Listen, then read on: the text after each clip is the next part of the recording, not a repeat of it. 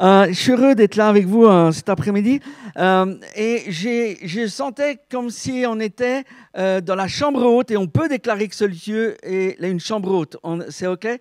Et ça va, mais elle est un peu basse, mais nous déclarons que c'est une chambre haute. Et nous sommes comme ceux qui attendaient la visitation du Saint-Esprit. La parole a été donnée, que nous sommes des outres qui sont prêts à recevoir ce que Dieu a pour nous. Et moi, j'ai un manque là déjà. J'aimerais qu'on lance une clameur. Attends, Michal. Levons-nous, c'est pour notre Dieu. J'aimerais qu'on puisse élever un cri, lancer un cri. Vous savez, comme quelquefois on est là et puis on est à l'église, alors on se tient tranquille. Par contre, quand vous regardez les mecs, un match de la Coupe de France et puis que la France perd, enfin ça arrive souvent quand même, ça crie. Là on parle de Jésus, roi des rois, seigneur des seigneurs. Il est élevé très haut sur un trône, il règne à la droite de son Père, il est élevé. Élevons le nom de Jésus. Jésus règne. Encore. Élevons le nom de Jésus. Crie Xavier. Élevons le nom de Jésus. Alléluia, il est digne de louange et d'adoration. Et nous déclarons dans cette journée qu'il règne sur les nations, qu'il règne sur Israël. Et je veux vous dire, mes amis, Shabbat Shalom, que le Shalom, la paix de Dieu, soit sur nos vies, sur nos couples, sur nos familles, sur nos enfants, sur nos maisons, sur nos communautés, sur nos régions, sur la France, sur les nations, sur Israël. Nous appelons, nous déclarons le Shalom de Dieu. Alléluia. Je suis chaud patate. J'ai emmené ça pour quelqu'un qui a eu son anniversaire. Alors, coucou, je dirais pas ton prénom, cette semaine. Et t'es pas là, dommage. Et puis je sens que tu l'auras quand même, t'inquiète pas. On sait qui c'est, mais on ne dira pas. Alors, joyeux anniversaire. Et puis j'ai emmené cette huile. C'est une huile que ma fille Darlène fait selon la recette d'Exode 30. Et c'est une huile d'onction qui était faite. Alors, il manque un ingrédient pour que ça soit à peu près la même qui était servie par les sacrificateurs dans le temple. Et puis, le verset dans Exode, il dit qu'il n'y a que les sacrificateurs qui pouvaient s'en servir et pas les gens, les lambda. Et c'est réservé aux sacrificateurs. Et ça tombe bien parce que vous êtes des sacrificateurs. Et puis, Xavier, j'aimerais, pas juste parce que tu es mon ami, mais j'ai ressenti ça tout à l'heure. Viens, mon chéri. Je vais te donner ça pour toi et ta famille. Et je veux déclarer qu'il y a une huile nouvelle qui vient, qu'il y a une huile d'onction nouvelle, qu'il y a une huile de révélation, une huile de guérison, une huile avec ce que tu portes, que quand tu vas parler, il y a un nouvel niveau d'autorité sur ce pays, sur la France et les nations, par rapport à ce que tu portes, par rapport aux richesses, par rapport à l'esprit de pauvreté qui doit disparaître. Et je veux déclarer que cette huile va libérer quelque chose prophétiquement dans vos vies, dans le nom de Jésus. Alléluia. Alléluia. Alors, voilà, j'ai fait mon truc. J'aimerais vous partager sur ce temps particulier de Shavuot. Donc, c'est la Pâque juive. Je reprends. Si tu rembobines. Entre Pessah, la Pâque juive, et Shavuot, il y a comme 50 jours. Et puis, ça a toute une signification et un sens. Et j'aimerais vous parler de discerner les temps et les saisons. Et je crois, donc je vais expliquer un petit peu plus sur cette fête, mais je crois que le Seigneur nous attend dans des temps et des saisons qu'il a orchestrés lui-même. Et nous sommes entendus dans les temps et les saisons de Dieu. Il a ordonné les fêtes. Et pas simplement les fêtes pour le peuple juif, parce que souvent, nous avons dit que les fêtes des Juifs, mais ce n'est pas les fêtes des Juifs, c'est les fêtes de l'Éternel pour les croyants. C'est les fêtes de l'Éternel pour ta maison, pour toi et moi. Et nous sommes invités à entrer, à participer aux fêtes que le Seigneur a pour nous. Et nous entrons et nous emmenons qui nous sommes avec nos familles, avec nos cœurs, avec tout ce que nous avons. Nous allons à la fête de l'Éternel. Et à la fin de cette semaine, c'est Shavuot et nous allons à la fête de l'Éternel. Alléluia. Donc, je parlais un peu plus de cette fête tout à l'heure. Nous sommes attendus dans les... Attendus En fait, j'ouvre une parenthèse, c'est Julien est en train de préparer un dictionnaire de tous les mots que je dis mal pour pouvoir publier un truc rigolo. Voilà.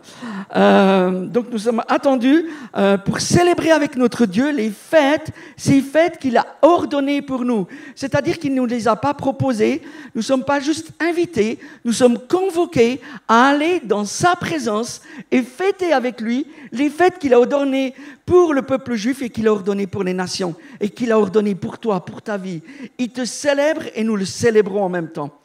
Alors, on trouve ces choses dans Lévitique et j'aimerais rapidement lire un bout du Lévitique 25 qui dit « L'Éternel dit à Moïse sur le mont Sinaï » parce qu'en fait, il s'agit de ça. Quand Moïse est monté sur le mont Sinaï, il a reçu la Torah, il a reçu la loi. Et puis, malheureusement, dans le monde évangélique, on dit, mais tu sais, Juju, tout ça là, c'est l'Ancien Testament. Nous, on a passé le truc, on est dans le Nouveau maintenant. Mais si nous n'avons pas le fondement de la loi dans notre cœur, serré dans notre cœur, nous ne pourrons pas établir nos vies comme quelque chose de stable et nous ne pourrons pas marcher selon ce que l'Éternel a pour nous. Alors voilà ce qu'il y dit à Moïse. Transmets ces instructions aux Israélites. Quand vous serez entrés dans le pays que je vous donne, la terre se reposera. Il y aura un Shabbat en l'honneur de l'Éternel. Pendant 6 ans, tu ensemenceras ton champ. Pendant 6 ans, tu tailleras ta vigne et tu recueilleras le produit. Mais la 7e année sera un Shabbat, un temps de repos pour la terre. Et puis, alors ça, c'est toute une disposition que Xavier nous parlera un jour, c'est-à-dire de cette année, la 7e année de repos, l'année où on met encore aujourd'hui des champs en jachère pour qu'ils se reposent. Et j'avais l'impression que le Seigneur, et ça va être en septembre, mais j'ai l'impression que le Seigneur nous dit qu'il veut mettre des choses en repos dans nos vies. Ça ne veut pas dire qu'on va passer une année à rien faire du tout, mais il y a des choses qu'on fait qu'il ne nous a pas demandé de faire. Et il dit, mets ça au repos.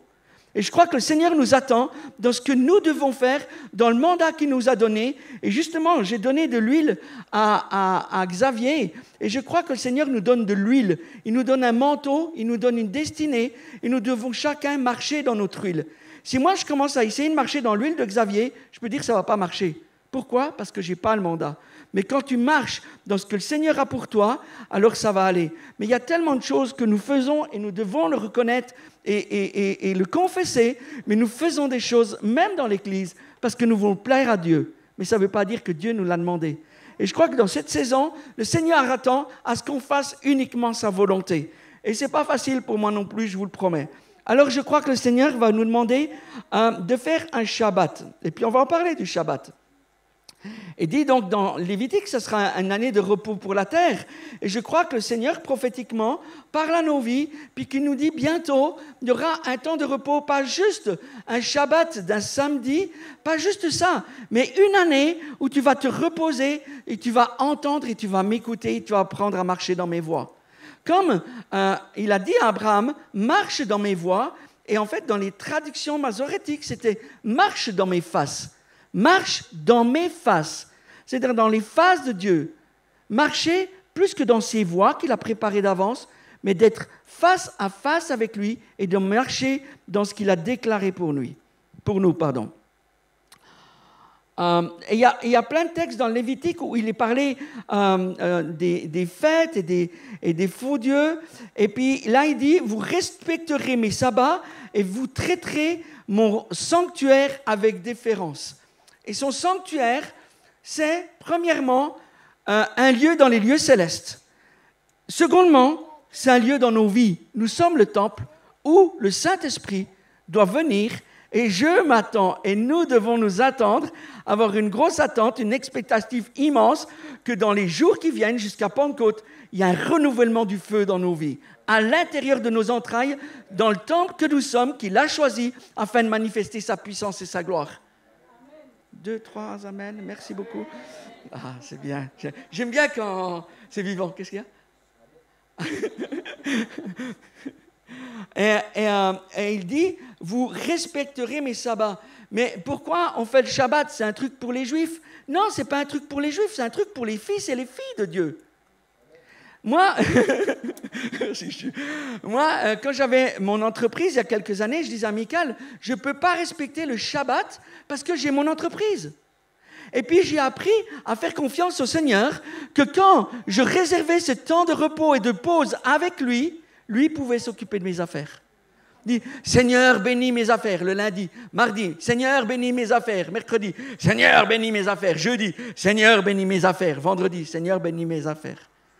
Et si on veut que le Seigneur puisse se bénir, il faut qu'on prenne un temps de pause et qu'on arrête nos affaires pour que lui s'occupe de nos affaires. Le Seigneur ne peut pas s'occuper de nos vies la plupart du temps parce qu'on veut s'en occuper nous-mêmes. Et en fait, on pense qu'on met notre foi en Dieu, mais on a plus foi en nous que de la foi dans lui qui peut agir avec puissance. Oh, non. C'est bon, on avance. Alors nous, on aime faire Shabbat. Et il y a quelques années en arrière, on n'avait pas la révélation de ça. Par contre, on faisait toujours, parce que nous, on est des bons vivants, on faisait la fin de la semaine, la fête de la fin de la semaine avec les enfants. Et le vendredi, on faisait la fiesta, et puis on invitait des amis, puis voilà. Et puis, je refoulais cette dimension judaïque. Et pourtant, moi, j'ai la moitié de mon sang qui est juif par ma maman. Et je refoulais ça parce que j'ai trop vu dans l'Église, et notamment dans le passé, où il y a des Juifs qui venaient dans nos églises et qui étaient des pro-juifs et qui ils étaient là juste pour Israël, Israël, Israël, Israël. Et je dis, mais ils nous cassent les pieds avec Israël. Parce que je n'avais pas saisi le cœur de Dieu pour Israël. Et ce n'est pas juste pour Israël. Aujourd'hui, avec ce qui se passe en Israël, mes amis, je peux vous dire que notre cœur, il doit vibrer pour Israël. Mais il doit vibrer pour Gaza. Il doit vibrer pour les nations arabes. Nous aimons les nations. Dieu a dit, je vous donne les nations en héritage. Et ce n'est pas juste une question d'Israël. Juste Israël est la terre que Dieu a choisie. Et nous devons la chérir comme Dieu la chérit. Puis à un moment donné, ça doit devenir une révélation dans nos vies. Mais quand tu commences, comme Julien et Sandra vous ont encouragé depuis des années à prendre le Shabbat, à prendre un temps de repos, à prendre ce temps en famille, célébrer la présence de Dieu dans nos vies, à le mettre au centre, tu commences à entrer dans la révélation. La révélation, ce n'est pas un coup de baguette magique, c'est parce que je le cherche. Plus je le cherche, plus je le trouve. Et si tu cherches ce genre de révélation, tu vas le trouver parce que tu vas t'approcher de Dieu avec référence et tu vas reconnaître sa maison, le lieu où il est. Et quand on parlait tout à l'heure de la maison de l'Éternel, c'est aussi ce lieu qui est un lieu dont on doit prendre soin, dans tous les sens du terme. C'est-à-dire que moi, je suis étonné quand je viens à 2h30, des fois, quand je fais la louange, et qu'il y a des gens qui passent aspirateur ici. Je veux dire que c'est un vrai service d'adoration. Quand il y a des gens qui font attention à la maison, parce qu'on n'adore pas ces murs, mais c'est les murs que Dieu a donnés et qu'il a confiés pour que la manifestation de la gloire puisse se manifester dans cette famille du Gospel Center d'Annecy. Alors, quand tu viens ici, ce n'est pas juste une chaise où tu pèses tes fesses, c'est ta maison. Et on doit apprendre à respecter ce lieu. Et je crois que, si je peux me permettre, mais une chose, et puis qu'on doit tous apprendre, c'est quand on rentre ici, alors on est content de se retrouver et tout, mais si on commençait à prier, à intercéder avant que quelque chose se passe, on entrerait peut-être beaucoup plus loin et beaucoup plus fort. C'est notre responsabilité de libérer la présence de Dieu. Ce n'est pas juste la responsabilité... Oh non. Ce n'est pas juste la responsabilité des leaders de louange ou du groupe de louange. Nous sommes les adorateurs qui nous trouvons devant le trône de Dieu ensemble, et nous sommes ensemble une famille qui adorons l'Éternel. Et la manifestation de la présence de Dieu, c'est notre responsabilité. Est-ce qu'on peut dire que c'est ma responsabilité? J'aime bien ça. En fait, je déteste. Enfin, quand je suis de l'autre côté. J'aime pas les gens qui font ça. Alors que nous soyons en accord ou pas avec les fêtes de l'Éternel, ou avec le Shabbat, ou avec... vous savez, cette année, on est l'année 5781. C'est l'année hébraïque. Sur le calendrier grégorien, on est 2021, ça tout le monde le sait. Mais si je vous disais à quoi avoir, puis Xavier sera plus calé pour le dire peut-être, savoir avec Vénus, avec Mars, avec des dieux, avec des machins, ça ne nous gêne pas. Pourquoi ça nous gêne qu'on parle de l'année hébraïque, du mois, là on est dans le mois de Sivan, et on est le 3, si je ne m'abuse, on est le 3 Sivan 5781, et c'est important de comprendre que ces mois ont une importance incroyable. Ce mois, aujourd'hui, en ce moment, il est lié avec la tribu de Zabulon et avec la tribu d'Issachar qui discerne les temps et les saisons. Et c'est important qu'on entre dans ces choses puis qu'on commence à les comprendre. On ne va pas devenir des spécialistes du judaïsme, j'en suis pas moi-même un. Mais quand on est une église prophétique et quand on recherche le cœur de Dieu, on va chercher qu'est-ce qui plaît à Dieu. Et ça plaît à Dieu parce que c'est lui qui l'a établi et qui l'a ordonné. Alors que nous soyons d'accord ou pas, il y a une volonté qui est déjà établie et qui va voir sa manifestation sur la terre. Merci ma chérie. Je suis excité aujourd'hui, je ne sais pas ce que j'ai. Je crois que... Oui, c'est le Saint-Esprit. Le Saint-Esprit est là. Alléluia. Nos livres sont ouverts dans les lieux célestes en ce moment, alors que nous parlons. Vous savez, on a tous un livre de vie, mais nos livres de vie sont ouverts. Si on relit Daniel 7, on va trouver ici qu'il est dit que le grand juge est assis sur son trône de justice, et il est parlé là de l'ancien des juges, qui est le juge dans les lieux célestes, qui juge les temps, les nations, et qui juge nos vies, qui juge ta famille, qui juge les choses. Et les livres sont ouverts et les juges sont assis.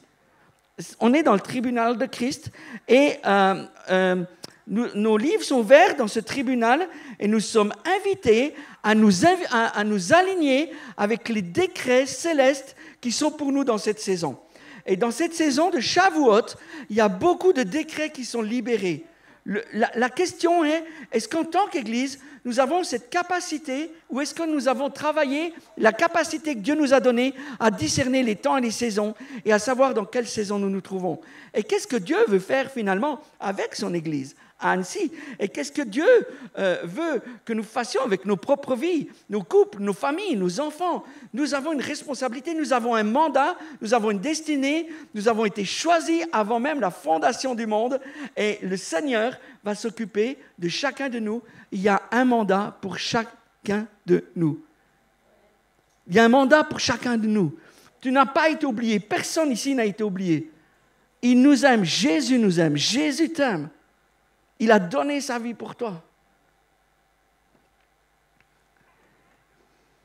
Et je crois, j'ai noté ici que, et c'est quelque chose qu'on a traité hier soir avec Natacha Gribich sur le live, c'est que le Seigneur veut nous ramener dans notre génétique originelle.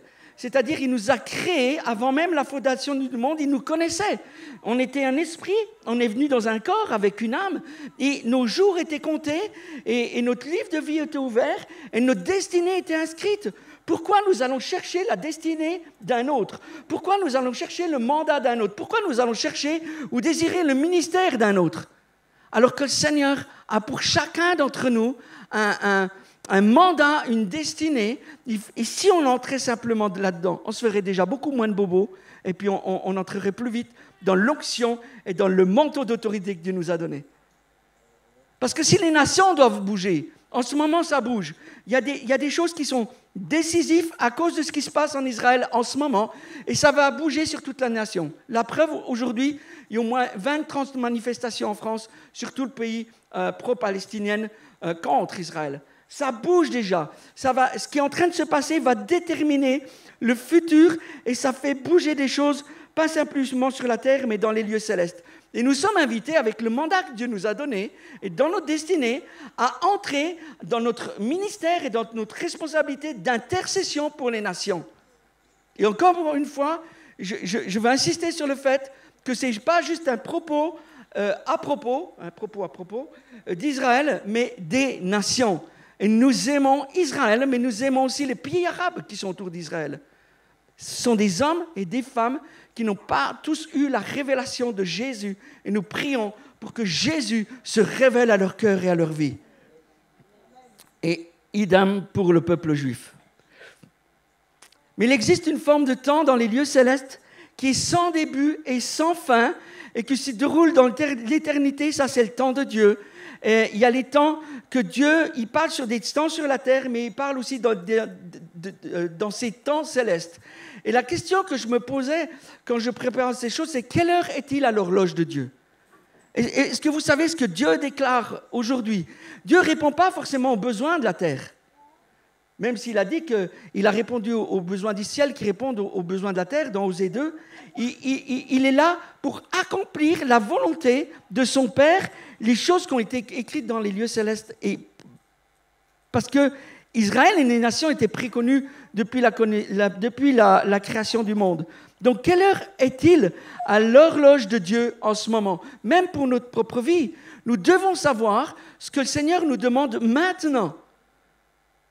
Il t'a choisi, il ne nous a pas choisi pour vivre sur la terre et juste pour nous faire plaisir.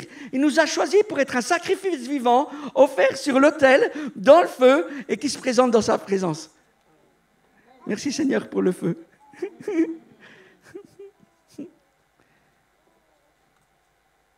Quelle heure est-il sur l'autel, sur l'horloge, de la France, des nations d'Annecy?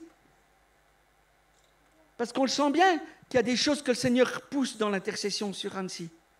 Et puis on doit recevoir les stratégies, savoir comment avancer et marcher avec les stratégies que Dieu nous donne afin de gagner du territoire et avoir la victoire et voir le dragon avec la gueule clouée et le lion de Juda qui rugit. C'est ce que nous voulons. Et je crois que dans cette saison, Dieu va réordonner son temps avec celui des nations. Il va réordonner son ordre divin. Sa centrale porte très bien, puis vous l'entendrez encore, je pense. Il va régler le temps, il va régler ton temps, il va régler mon temps, il va te déranger, il va me déranger. Et si on n'est pas prêt à nous laisser déranger, alors on n'est pas dans l'attente comme il faut, pas bien aligné de ce que le Saint-Esprit veut libérer dans ce temps de Shavuot et de Pentecôte. Seigneur, bouscule mes habitudes. Change, transforme, shift. Tu sais, Seigneur, fais-le. Puis le Seigneur dit, mais il y a ça, ça, ça et ça. OK, on va le traiter. Il va mettre à jour l'horloge de la France. Il va mettre à jour l'horloge d'Annecy. Il va mettre à jour l'horloge du Gospel Center d'Annecy. Il va mettre à jour nos vies. Est-ce que nous sommes prêts à nous offrir, comme il a été demandé par le Saint-Esprit tout à l'heure, ou invité à se laisser transformer, pas juste remplir, mais transformer, bouleverser, réorganiser, réordonner, réaligner par lui. Nous en avons besoin. Qui en a besoin? Moi. C'est bon. On vous a vu. Il n'y a pas que moi, hein, les anges, tout le monde, tout a été... il y a la photo qui a été faite, c'est apporté devant le trône de Dieu. Comment? Non, mais une photo... in the spirit. C'est du catalan. Ça veut dire dans l'esprit.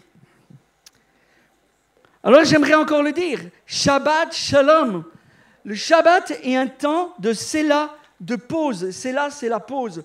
Et vous savez, dans les psaumes, ce qui est intéressant, c'est qu'entre des psaumes, quelquefois, il est marqué pause. Mais dans les textes massorétiques, c'est Sélah. C'est le temps de pause. Et David, quand il chantait ses psaumes, il y avait les copistes qui étaient là et qui ils enregistraient. Ils auraient bien aimé avoir tout ce matos-là pour enregistrer. Et David faisait une pause, pas pour se reposer. Il faisait une pause pour connaître la volonté de Dieu. Il faisait une pause pour entendre le chant de l'agneau. Il faisait une pause pour entendre le son du ciel. Il faisait une pause pour pouvoir se réaligner avec ce qui était dans les cieux et le libérer sur la terre. Et quand il commençait à jouer, la présence de Dieu se manifestait et la gloire se manifestait. Est-ce que vous ne désireriez-vous pas cette dimension dans vos vies?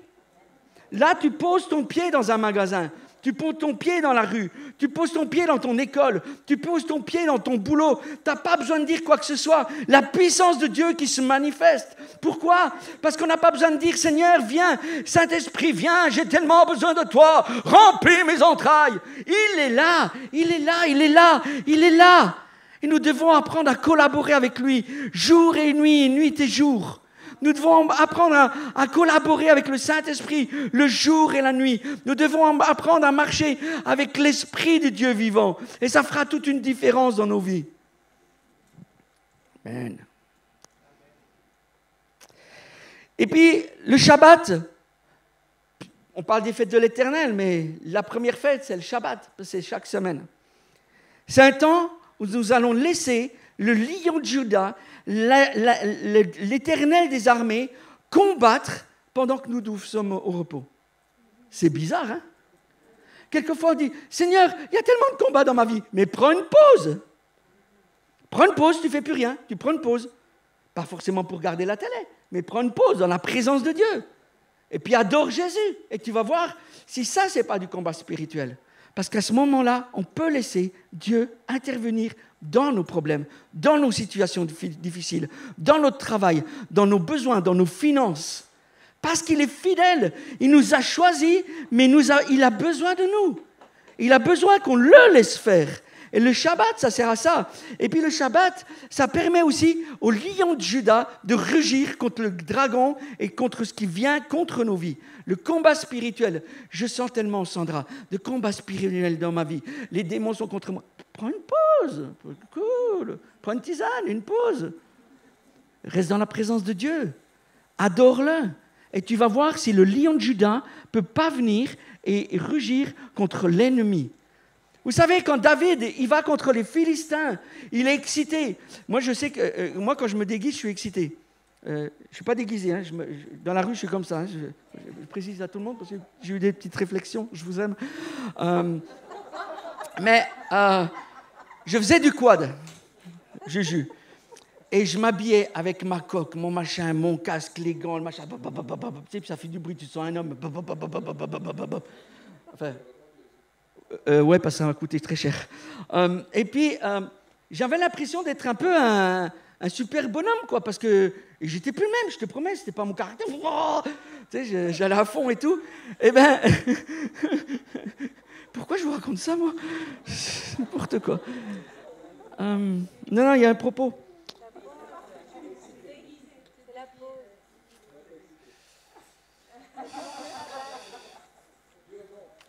Dieu est bon. Non, mais il y avait quelque chose.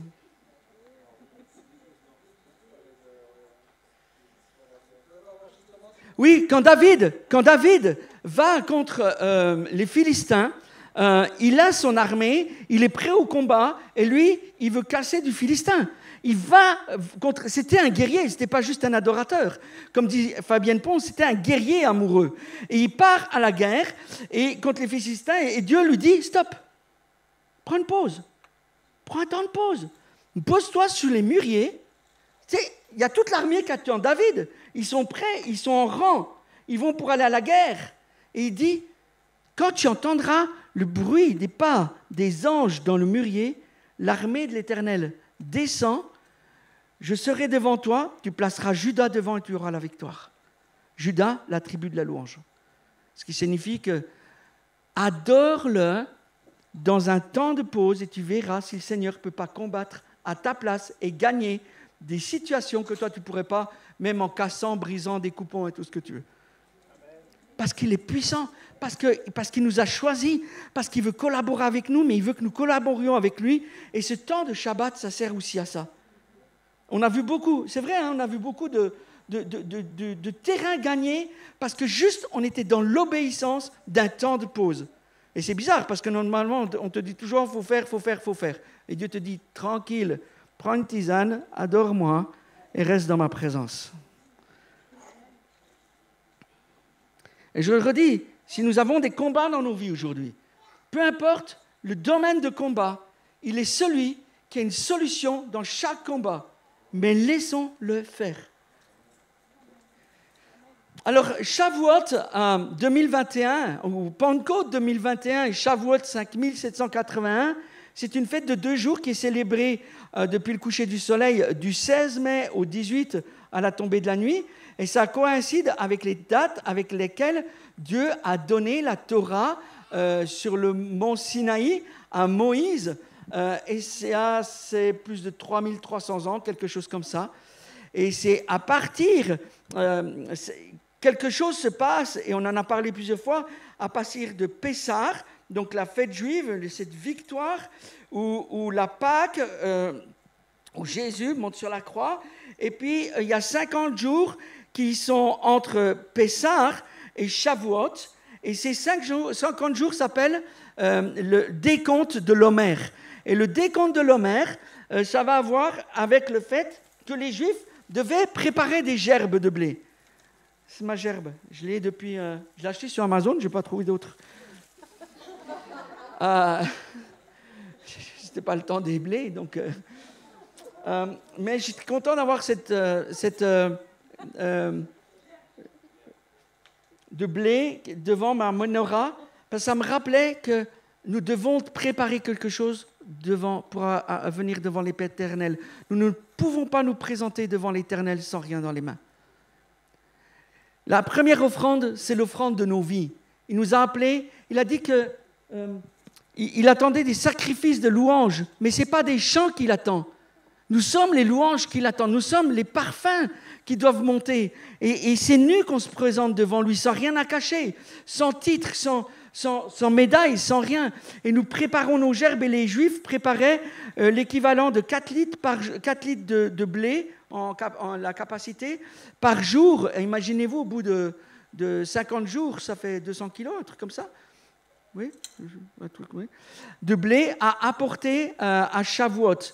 Et il y a quelque chose, dans ces 50 jours de préparation, même beaucoup de chrétiens se sont mis à jeûner pour se préparer, pour entrer dans Shavuot. On ne rentre pas dans la présence de Dieu comme on va au McDo ou au McDrive. Et là, quelquefois, je vois des gens, bon, pas dans cette église, dans les autres, mais qui viennent comme si on allait à un autre événement. Mais combien de temps tu t'es préparé dans cette journée pour rencontrer Jésus avec tes frères et sœurs, ensemble dans la présence de Dieu ici au Gospel Center? C'est pas, on vient, on participe à un truc et on ressort. On vient et on est partie prenante dans le mouvement dans lequel nous voulons rentrer pour voir la gloire de Dieu exploser. Alors, entre Pessah et Shavuot, nous préparons des gerbes prophétiquement, mais nous préparons nos vies à recevoir le Saint-Esprit. Comme les 120 qui étaient dans la chambre haute, si nous avons une expectative, si nous avons une soif, si nous avons un désir, si nous voulons rencontrer Jésus, si nous voulons plus de sa présence, si nous voulons plus de sa puissance, si nous voulons du Saint-Esprit qui nous remplit, qui nous déborde, qui nous fasse exploser, nous devons nous préparer. Arrêtons de penser que Jésus a une baguette magique comme un cendrillon, j'aime pas ça d'ailleurs, qui cling, cling, cling, c'est fait. Non! Il y a une attitude de cœur, il y a une attitude de vie, il y a un désir. Mon désir, c'est de le connaître. Mon désir, c'est de serrer sa loi dans mon cœur. Mon désir, c'est de le rencontrer, mais de le chercher. Et je ne parle pas pour culpabiliser, je suis excité parce que ce que je porte, c'est de voir des sacrificateurs se lever, des hommes et des femmes qui comprennent leur mandat de sacrificateur selon l'ordre de Melchisédek pour servir la présence de Dieu et pour se servir des décrets comme des rois avec une autorité nouvelle. Nous avons besoin d'autorité parce que nous en manquons. Il faut être honnête. Il faut être honnête. Nous avons plus besoin de toi. On doit s'approcher de lui dans ce temps de Pentecôte avec beaucoup d'humilité. Mais on doit le chercher, lui. C'est dans ces phases qu'on le cherche. C'est en creusant dans la présence de Dieu. Tu veux vivre la présence? Tu veux que la présence te recouvre? Tu veux qu'une onction te recouvre? Cherche sa présence. On ne cherche pas l'onction, on ne cherche pas les miracles, on ne cherche pas les guérisons. On cherche la présence de Dieu. Parce qu'en lui, il y a tout. Si tu le cherches premièrement, toutes les choses te sont données par-dessus, en débordement. Ça m'excite. En Lévitique 23, il est dit, « Depuis ce lendemain du Shabbat, depuis le jour où vous apporterez la gerbe pour faire la gerbe de présentation, c'est ça ? Vous compterez 7 semaines entières, vous compterez 50 jours jusqu'au lendemain du 7e sabbat, et vous ferez une offrande nouvelle à l'Éternel. » Alors, les sacrificateurs venaient et puis ils balançaient comme ça, de droite, de gauche, les gerbes devant l'Éternel, comme un signe que nous avons préparé nos herbes. Nous les offrons sur l'autel et nous voulons servir ta présence. Et puis, j'ai rien demandé à Sandra et comment ça s'appelle? Julien, pardon. Mais il est dit, et vous ferez une offrande nouvelle. Est-ce qu'on peut, juste pour se mettre en accord. Et vous ferez une offrande nouvelle. Ça veut dire qu'on est invité dans ce temps, pas simplement à déposer nos vies, mais à déposer quelque chose qui nous coûte. Et que peut-être on pourra rapprocher ça plus près ici, et d'une manière sérieuse, ce n'est pas une question d'argent, c'est une question de faire une offrande à l'Éternel. Une offrande dans cette maison où nous voulons voir la gloire de Dieu se manifester. Notre engagement ne va pas se mesurer juste en remplissant des sièges. De toute façon, on ne vous reconnaît pas avec les masques, on ne sait pas qui est là, de toute façon. Mais ça va compter par notre engagement, nos vies qui sont données, pas pour Julien et Sandra, mais pour la gloire de Dieu et par obéissance à l'Éternel. Et puis dans Lévitique 23, il dit aussi, il fera avec la gerbe le signe de présentation devant l'Éternel afin qu'elle soit acceptée. Afin qu'elle soit acceptée, ça veut dire qu'elle n'était pas forcément acceptée d'emblée. Ce n'est pas parce que tu fais une offrande, je la porte Seigneur, elle devait être acceptée. Il fera le geste de présentation le lendemain du Shabbat. Aujourd'hui, c'est Yeshua qui a pris la place de cette offrande. Et nous devons nous demander si nous apportons un parfum agréable devant le trône de Dieu. Nos vies sacrifiées, données, et il y a une offrande brûlée, et ça doit sentir le cramé ce matin. Ça doit sentir le cramé. Si nous acceptons de monter sur l'autel pour nous présenter devant Dieu, je te donne mon cœur, je te donne ma vie. C'est facile de le chanter, c'est un peu plus douloureux de passer dans le feu. Mais nous avons besoin que notre offrande, nos vies, sentent le cramé et puis qu'elle soit présentée devant Dieu. Et ça ne sentira pas le roussi. Si nous en sommes là, si nous sommes à ce point-là, ça sera une offrande qui soit accueillie, ça sera un parfum de bonne odeur qui sera accueilli dans les coupes des anciens, dans les lieux célestes. Comment pouvons-nous être un sacrifice vivant, une offrande de gerbe qui plaît à notre Dieu? Quand la famille, comme ici ou ailleurs, se retrouve et sommes un dans l'unité, c'est une épouse comme une germe de prémisse qui se présente. Et je parle d'ici du Gospel Center, mais quand on se retrouve avec les nations, on est toujours une famille. Et on se présente comme une germe de prémisse, l'épouse qui se présente devant le fiancé. C'est un temps particulier pour adorer le roi de gloire en esprit, en vérité, d'une seule pensée, d'un seul esprit, comme les 24 l'ont fait avant Shavuot. Et je crois que nous désirons plus que tout, dans les temps que nous vivons de chaos,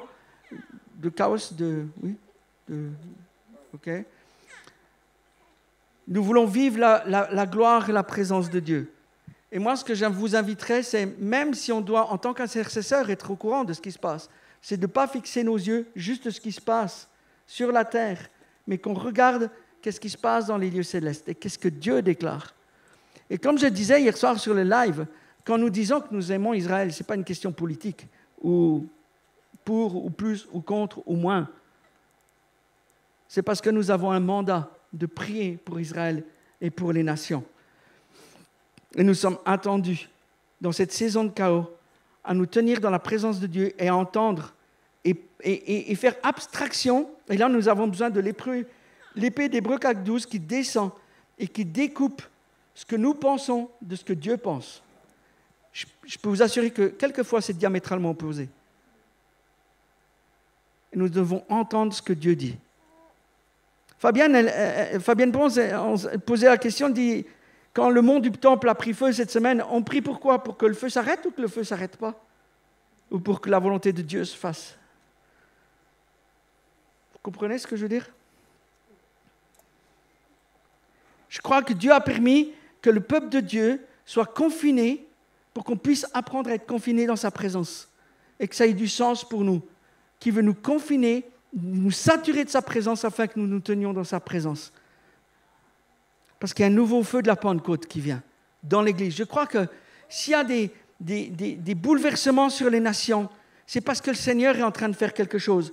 Pas juste à propos d'Israël, mais il doit interpeller, ça doit nous interpeller en tant que corps, en tant que peuple de Dieu, en tant qu'Église, en tant que famille, en tant qu'épouse, que le Seigneur veut nous dire quelque chose et qu'il nous attend quelque part pour que nous prenions une position ensemble. Quand le peuple de Dieu prend une position ensemble, et notamment quand ça commence dans la repentance, ça a toujours fini par un réveil. Tous les réveils, parce que nous prions pour le réveil, tous les réveils ont commencé par la repentance. Et si nous continuons à persévérer, à régler nos vies, et je suis heureux de faire partie de cette famille aujourd'hui, parce qu'il y a une conscience que nous devons régler nos vies, que nous devons nous repentir, que nous devons retourner à zéro, que nous devons apprendre de Dieu, que nous devons marcher dans l'humilité afin que le Seigneur puisse manifester sa gloire. Et si nous persévérons, je vous promets que quelque chose va se passer. Parce que c'est quelque chose qui plaît au cœur de Dieu. Et Dieu nous attend à genoux pour manifester sa gloire. Je me souviens, Tommy Tinney, il avait écrit ce livre, La maison préférée de Dieu. Et puis il disait l'histoire d'un homme qui était très très gros. Et puis je l'ai compris après parce que je suis arrivé à un moment donné, il y a quelques années, quand je faisais un burn-out, j'étais à 180 kilos, je ne sais pas si tu t'amènes, on m'appelait la baleine. Et cet homme a voulu rentrer dans une maison pour pouvoir, chez un ami, pour pouvoir boire un café et s'asseoir. Il a trouvé aucune chaise qui pouvait supporter son poids, il l'aurait cassé. Et puis quelques années après, quand je suis arrivé dans le même état que lui, je l'ai compris parce que quand j'allais pour boire un café à un bar, je devais vérifier la solidité de la chaise avant de m'asseoir. Sinon, je la pétais. Et puis le Seigneur est là. Il est aux portes de nos églises, il est aux portes de nos cœurs, il est aux portes des portails de nos cœurs. Et il cherche un lieu de repos, un endroit où il peut faire reposer sa gloire. Et quelquefois, je pense que c'est entrouvert, il est là, on sent un peu des frémissements, on dit « Ah, Jésus est là ». Mais il est là, puis pas, il nous en manque un bout. Et je crois que quand il trouve une famille qui se repent devant sa face, il va entrer, il y aura de la place pour lui. Quand il n'y a plus de place pour les hommes, c'est lui qui prend sa place. Quand la chair meurt, c'est lui qui prend sa place. Et je ne sais pas si il y a une corrélation pour vous entre fête de l'Éternel, Shabbat et ces choses, mais c'est extrêmement lié, parce que Dieu va manifester sa gloire. Je vais finir vite. On doit se souvenir qu'avant l'effusion du feu du Saint-Esprit à la Pentecôte dans la chambre haute, c'était une célébration de l'ancienne alliance, de la Torah qui avait été donnée sur le mont Sinaï. Et je crois qu'on doit se réjouir et qu'on doit revisiter des textes de l'Ancien Testament qui nous propulsent dans le Nouveau, qui nous propulsent dans notre destinée. Je veux serrer la loi dans mon cœur. Je veux serrer ta loi dans mon cœur. Je veux embrasser ta loi. Je rappelle juste ceci.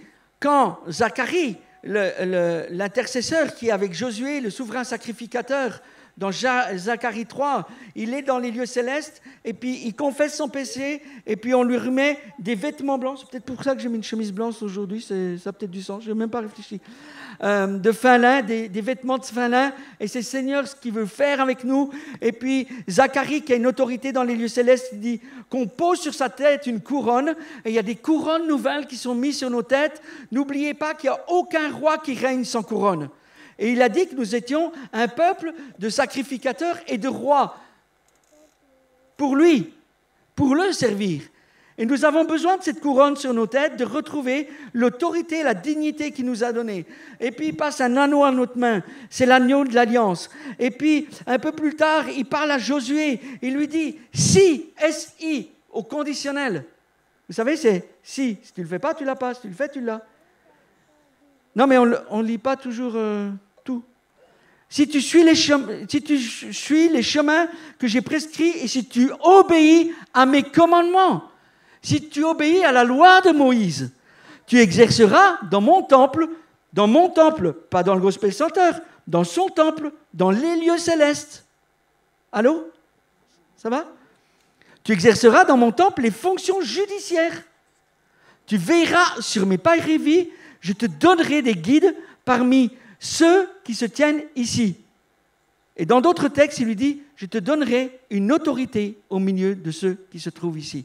C'est conditionnel, c'est pour toi et moi aujourd'hui. Si nous tenons dans sa présence et si nous obéissons à la loi de l'Éternel, il nous donnera une autorité. Et combien de fois nous réalisons que nous n'avons pas d'autorité? Combien de fois je réalise, je n'ai pas d'autorité? Je me souviens avec Michael, au début de notre ministère, moi j'étais plus un évangéliste à la base. Et quand je suis sorti du fauteuil roulant, j'avais une onction pour les gens qui sortaient des fauteuils roulants. Puis un jour, c'est aux hommes d'affaires du plein évangile. Et puis, il y a plein de gens qui s'avancent pour être guéris, forcément. Ils se disent, le gars, il était guéri, je vais être guéri aussi. Et moi, je me suis dit, oh là là là, je priais pour tous les gens qui ont la grippe. Déjà, je déclarais qu'ils sont guéris. Ça ferait déjà un bout qui sont réglés. Et puis, il y avait un gars en fauteuil roulant. J'avais pas la foi. J'avais pas la foi, c'était comme ça. Et puis, le gars en fauteuil roulant, je dis, toi, j'attends que plus personne soit dans la salle. Je prierai vite fait pour toi, que le Seigneur te bénisse, puis ça va aller. Le gars, il se plante devant moi, il y avait tout le monde, j'avais des sueurs froides. J'étais là, j'ai dit, mais jamais il va se lever du fauteuil roulant, le gars. J'ai posé ma main sur lui, il s'est levé du fauteuil roulant. Je vous promets, ce n'est pas grâce à moi. Nous manquons d'autorité. Je savais que ce n'est pas moi, mais Dieu honorait la foi de cet homme. Et il l'a guéri, mais ce n'était pas par mes mains. C'était juste, il a répondu à l'obéissance de cet homme qui s'est avancé. Et moi, je réalise combien de fois je n'ai pas suffisamment d'autorité. Et ce n'est pas de la faute de Dieu. C'est parce que ma vie n'est pas assez consacrée. Parce qu'il y a des choses où je n'ai pas obéi. Parce qu'il y a des choses que je n'ai pas réglées dans ma vie. Et puis tout un tas de trucs, et puis ça ne se fait pas en 5 minutes, mais soyez encouragés. Soyez encouragés. Nous, depuis qu'on a découvert avec Michael la dimension des cours célestes il y a 6 ans, le Seigneur nous dit encore aujourd'hui de nous repentir sur les mêmes trucs. Et alors, ce n'est pas un problème si le Seigneur te dit repens-toi en tort, tu le fais. Il dit, mais j'ai déjà fait. Et moi, j'ai dit, c'est déjà fait. Il m'a dit, tu le refais encore. Et puis, j'ai demandé à Natacha qu'elle m'emmène dans les cours célestes, puis qu'ils discernent avec leurs prophètes. Et puis, il dit, je vois si ça, c'est encore la même affaire à régler. 6 fois plus tard. Je dis, Natacha, j'ai déjà fait. Il dit, tais-toi, repens-toi. Et je me repens encore. C'est pour vous encourager. Si tu dois y retourner, ben on y retourne. Et vous savez quoi, je vais vous encourager. C'est pour toute notre vie. La repentance, c'est pour toute notre vie. La sanctification, c'est pour toute notre vie. Le changement et la transformation, c'est toute notre vie jusqu'à ce que Jésus revienne et nous transforme dans notre corps de gloire. Alléluia!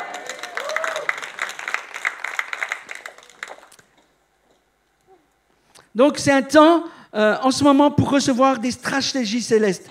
Et j'aimerais vous dire... Oh, purée! Je suis trop excité.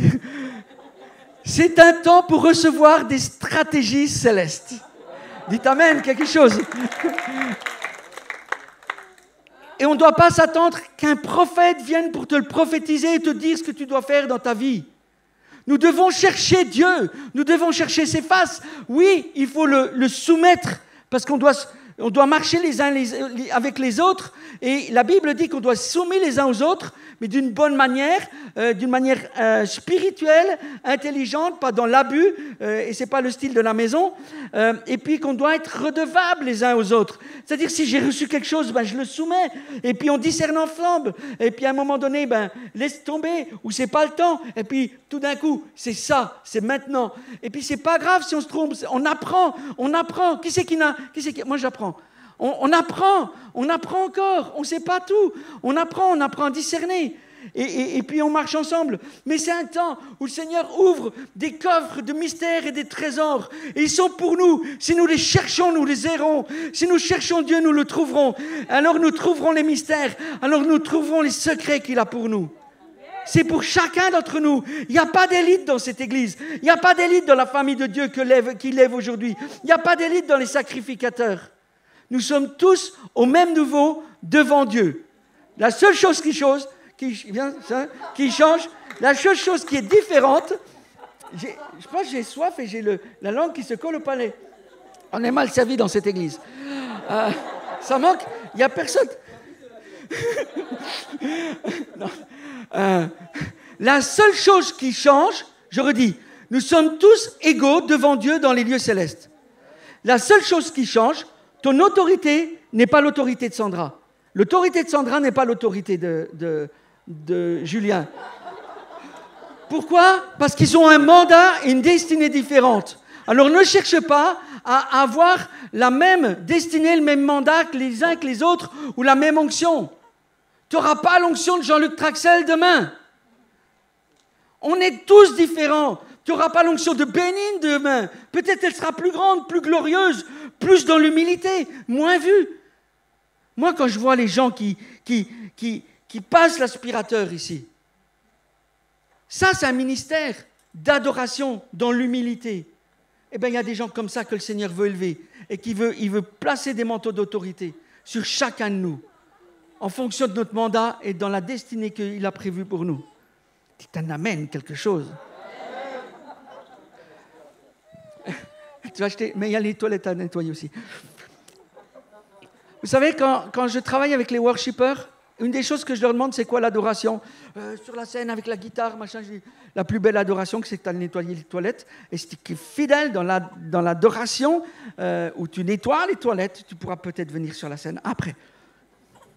C'est une attitude de cœur. Vous comprenez? On parle de service, on parle de cœur, on parle de nos vies. On parle que Dieu veut déposer des manteaux d'autorité sur des hommes et des femmes qui s'approchent de lui dans l'humilité et qui ne cherchent pas des titres et des choses comme ça. J'ai presque fini, Juju. C'est un temps pour recevoir ce que notre grand souverain sacrificateur Melchisédek va libérer pour nous, sa parole, ses révélations, les mystères d'en haut qu'il va libérer dans les entrailles des sacrificateurs.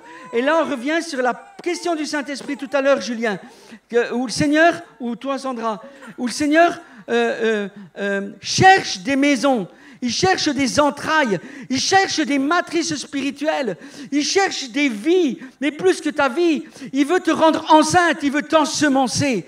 Vous savez, la traversée du voile déchiré pour aller dans sa présence, la première chose que tu vas rencontrer, c'est la chair et le sang de Jésus. Et il y a une chose que Dieu a dit, c'est que quand nous entrons dans sa présence, quand nous prenons la communion ensemble, quand nous prenons la communion avec le pain et les vins en famille, et pas juste à Shabbat, peut-être tous les jours, nous renouvelons notre alliance avec lui. Il veut renouveler son alliance avec toi, parce qu'il veut que tu lui offres tes entrailles, parce qu'il veut te rendre, il veut te mettre... Oh, tu es trop gentil. Sois béni. Que le Seigneur transforme en vin pour toi. Le Seigneur veut nous ensemencer. Il n'y a rien de sexuel, vous avez bien compris. Mais il veut nous ensemencer. Il y a une pénétration de sa présence, de sa vie dans nos vies. Il y a une germe qui doit descendre dans nos entrailles. Il veut nous ensemencer d'un réveil. Il veut nous ensemencer de vision. Il veut nous ensemencer de rêve. Il veut nous ensemencer de l'esprit de prophétie. Il veut nous ensemencer. Et je crois que là on arrive maintenant, c'est que Dieu dit qu'il cherche des entrailles. Il cherche des hommes et des femmes qui vont s'offrir sur l'autel, s'offrir à lui et qui sont capables et qui sont prêts pour entrer dans les appartements du roi. C'est le temps d'Esther. C'est le temps où nous allons rentrer avec le roi et nous allons recevoir la semence divine, la semence céleste, l'ADN céleste, l'ADN divin dans notre ADN. Vous savez, il y a une chose. Par rapport aux maladies, aux pandémies, il y a une réalité, il y a nos amis qui sont partis, on connaît des gens qui sont à l'hôpital. Mais je crois aujourd'hui, profondément, que si nous marchons dans les voies de l'Éternel, si nous le cherchons, si nous prenons la communion, si nous sommes dans l'humilité, si nous cherchons sa face, nous recevrons son ADN. Quand tu touches le sang de Jésus, tu touches son ADN céleste. Et c'est la seule chose qui peut transformer ton ADN de gloire en gloire, comme par le Seigneur l'Esprit. Vous savez, c'est facile de dire « Oh, il n'y aura plus de maladie, patati patata ». Moi, j'ai fait 10 ans d'hôpital, j'ai connu le fauteuil roulant, j'en ai connu des trucs. Donc, ce n'est pas mon propos. Mais mon propos, notre sécurité est dans le sang de l'agneau, qui est sur le propitiatoire et qui parle plus fort pour nos vies, aujourd'hui, dans cette saison. Et il cherche des pistes d'atterrissage légitimes, des matrices préparées pour enfanter ses promesses et ses projets sur la terre. La vie des sacrificateurs est une terre légitime. Et je crois que beaucoup sont entrés ici, dans cette dimension de la sacrificature, et qui disent « Seigneur, je veux te servir comme un roi et un sacrificateur. Je veux servir ta présence, et puis je comprends l'autorité que tu m'as donnée. » Et puis le Seigneur nous cherche, et puis il cherche nos ventres maintenant. Il cherche nos entrailles, parce qu'il veut les ensemencer. Nous sommes des pistes d'atterrissage génétique sur la terre pour libérer l'esprit de la prophétie. Et j'aimerais vous rappeler que Jésus, Yeshua Mashiach, puis elle le redisait hier soir, Natacha, c'est l'esprit de la prophétie. Et ce n'est pas à propos de ce que nous pensons aujourd'hui, mais c'est à propos de ce que lui déclare. Il y a un but, il y a une destinée pour la France, pour les nations, pour Israël, c'est notre espoir, pour nos vies, nos familles, nos enfants, même les enfants qui ne sont pas encore là. On les appelle dans le nom de Jésus. Comme on appelle Israël, comme on appelle les nations à venir devant les pieds de Jésus. J'ai écrit ici, attention, soyez prêts, quelqu'un doit dire que ta volonté soit faite au travers de ma vie. Que ta volonté soit faite au travers de ma vie. Que ta volonté soit faite au travers de ma vie. Que ta volonté soit faite au travers de ma vie. Dis-le, proclame-le. Ce n'est pas pour nous, c'est pour toi. Déclarons-le devant le trône de Dieu. Seigneur, nous sommes devant toi, devant ton trône. Et nous déclarons que ta volonté soit faite au travers de moi. Hey. Jésus, nous nous présentons devant toi.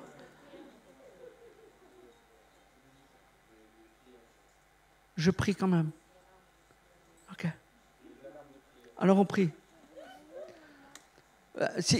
Qui est prêt à prendre un engagement pour offrir ses entrailles? Je veux dire, je ne veux pas de la main levée, mais levons-nous. On est devant le roi de gloire ce soir. Comprenons que dans l'esprit, on est dans les cours célestes, on est devant le trône de justice. On est devant Dieu. Et nous prenons chacun un engagement. C'est personnel. Et je vais prier. Et chacun peut le prendre ou pas le prendre, c'est votre responsabilité.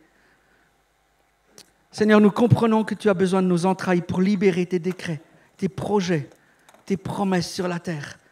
Seigneur, ce matin, cet après-midi, je veux déclarer que je t'offre mes entrailles, je t'offre ma vie, afin que tu puisses m'ensemencer de ta vie. Que ta volonté soit faite, Seigneur, au travers de moi, dans ma vie. Manifeste-toi, Jésus. C'est toi que nous voulons voir. C'est toi que nous voulons voir. Nous t'aimons tellement. Emmène-nous dans tes parvis. Ouvre les portes de tes appartements. Hey. Laisse-nous entrer, Seigneur. Nous savons que bientôt c'est le temps où l'épouse te rencontrera face à face. Et tu vas l'ensemencer de toi. Jésus. Nous t'aimons tellement. Tu es tellement merveilleux. Tu es tellement bon. Nous déclarons et nous reconnaissons que tu as tout pour nous. Ton autorité. Tu as la victoire est déjà remportée. Et tu la libères dans nos vies. Je prie maintenant pour toutes les personnes qui ont des besoins dans leur vie. Je ne sais pas si vous avez tout compris ce qui s'est passé. Moi, je ne comprends pas tout non plus. Mais la réalité, c'est que je parle à votre esprit. L'Esprit de Dieu parle à votre esprit maintenant. Merci Seigneur parce que tu aimes chaque personne ici et que tu réponds à chacun. Je ne sais pas si tout le monde ici a rencontré Jésus, a fait cet engagement personnel.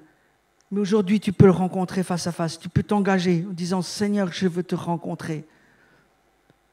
Seigneur, merci parce que tu pourvois aux besoins financiers, aux besoins de travail, aux besoins de maison, aux besoins de voiture, à tous les besoins, mais surtout, tu pourvois aux besoins des cœurs, des vies. Tu pourvois par ta présence. Tu as promis une chose, tu as dit, cherchez premièrement le royaume de Dieu et toutes choses vous seront données par-dessus. Et Seigneur, on ne veut pas se contenter de juste un petit attouchement de ta présence. Nous voulons que tu nous transperces cet après-midi. Nous voulons que tu descendes dans nos entrailles, que tu sèmes ta semence, que tu libères quelque chose de nouveau que nous ne connaissons pas. Et nous déclarons que c'est pour ta gloire. Dans le nom de Jésus. Amen.